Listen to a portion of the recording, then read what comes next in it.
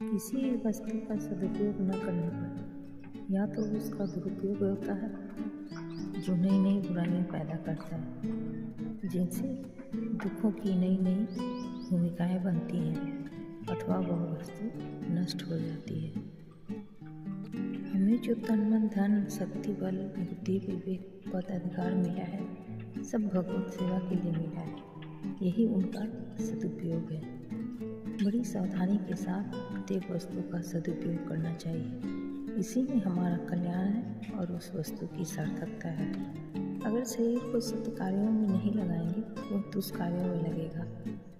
मन से सचिंतन नहीं करेंगे तो वह बुरा चिंतन करेगा।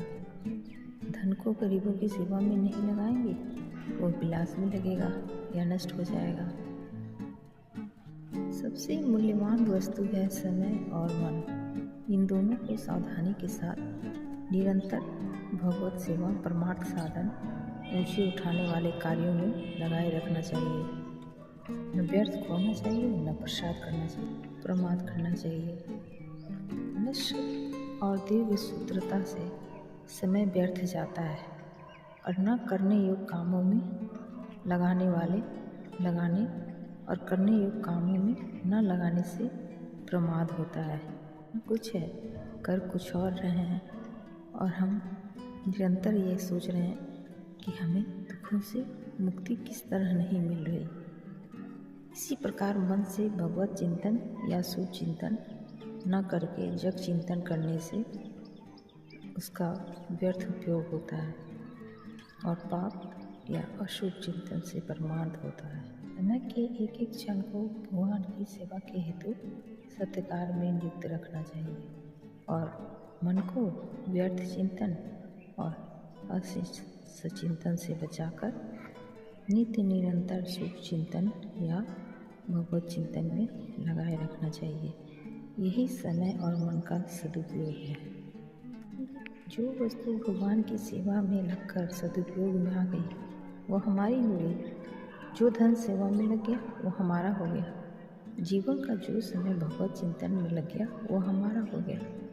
तन के द्वारा जितना सत्कार बन गया वो हमारा हो गया। नहीं तो ये सब चीज़ें नष्ट होने वाली हैं।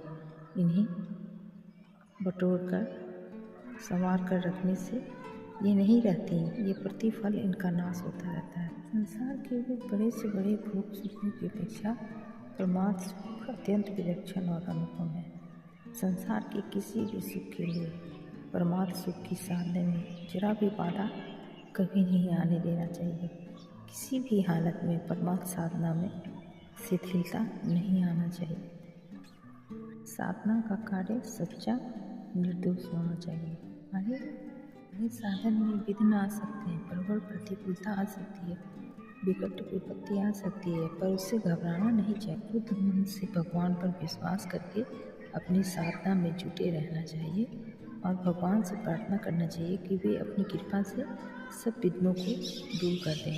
भगवान जरूर दूर कर देंगे कि उनमें चित लगाने वाले पुरुष को उनकी कृपा सारे विघ्न बाधाओं से पार लांघ कर ले जाती है।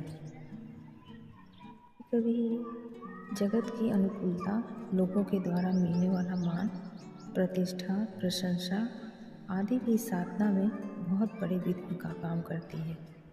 वे वास्तविक परमार्थ साधना से हटाकर अपने नाम रूप की पूजा प्रतिष्ठा की साधना में लगा देती है।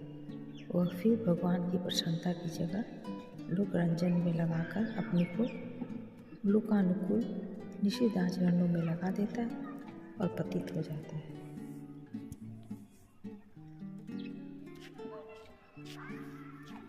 जड़ा व्याधि का शिकार तो यह प्राकृतिक शरीर ही होता है, नित्य चेतन आत्मा नहीं।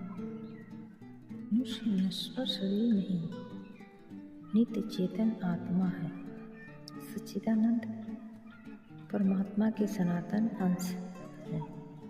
अपने इस भगवत अंश स्वरूप या आत्म स्वरूप की विस्मृति के कारण ही अपने को जन्म मरण से शरीर मानकर जन्म मरण के अनिवार्य पर मिथ्या चक्र में फंस रहे हैं।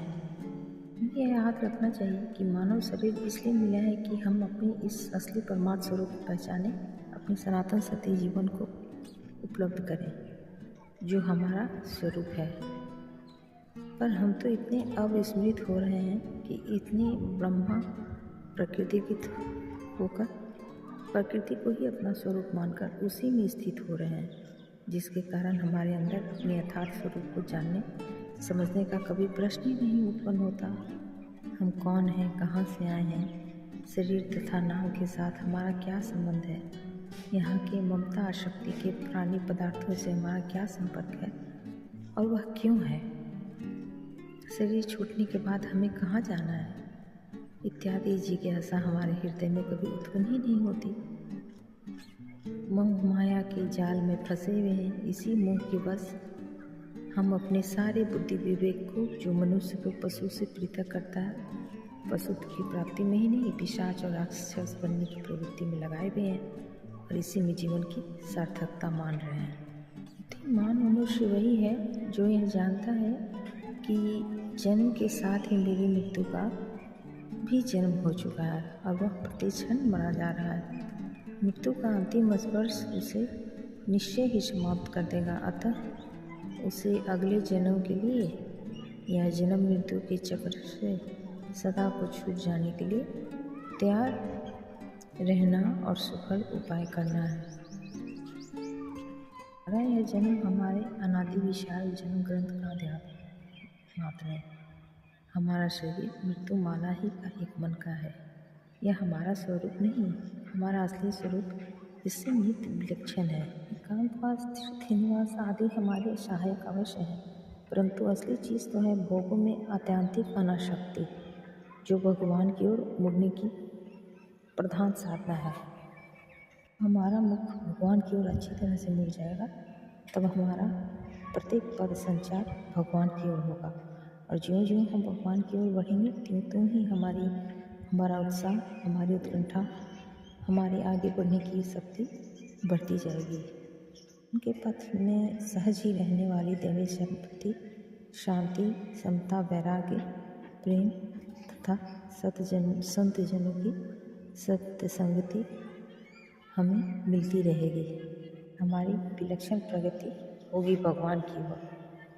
द्वंद्व दुखों से छूटकर निराशा, चिंता, भय, विषाद, कामना, वासना आदि से मुक्त होकर परम सुखी हो सक जाएंगे। जब तक मनुष्य भगवान को पीठ दिए भोगों की ओर मुख किए चलते रहेगा, तब तक उन्हें सुख शांति कभी नहीं मिलेगी। जितना जितना अधिक वह भोगों की ओर अग्रसर होगा, स्वाभाविक ही भोग मार्ग में स्थिति, भोग क्षेत्र से उदित भोगों की सहज परिणाम रूपा निराशा, भय, विषाद, चिंता, राग, द्वेष, वैर, अशांति, द्रोह, दंभ, परिग्रह, हिंसा, कामना, वासना, ममता आदि दुर्गुण दुर्विचारों से घिरे रहकर सदा सर्वदा दुख सागर में डूबे रहेगा। सुख की आशा से जाएंगे, वहीं भयानक दुख राशि के दर्शन होंगे।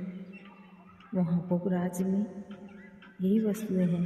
भोग राज्य में फंसा मनुष्य कितनी ही शांति की, सुख की, वैराग्य की, निष्काम भाव की चर्चा करे, वह कभी भी सुख शांति प्राप्त नहीं कर सकता।